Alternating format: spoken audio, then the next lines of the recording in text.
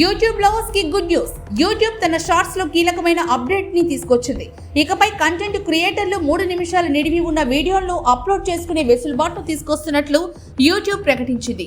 October 15 నుంచి ఈ మార్పు రానుంది. దీంతో కంటెంట్ క్రియేటర్లు తమ కంటెంట్ తో యూజర్లకు మరింత చేరువ కావడానికి వెసులుబాటు కలగనుంది. యూట్యూబ్ షార్ట్స్ ని తీసుకొచ్చిన కొత్తలో కేవలం 60 సెకండ్ల లోపు వీడియోలు మాత్రమే దృష్టిని కేంద్రీకరించింది. ఒక విధంగా చెప్పాలంటే టిక్ టాక్, ఇన్స్టాగ్రామ్ రీల్స్ లాంటి ఇతర ప్లాట్ఫామ్స్ కు పోటీని ఇవ్వడంలో ఇది యూట్యూబ్ కి సహాయపడింది.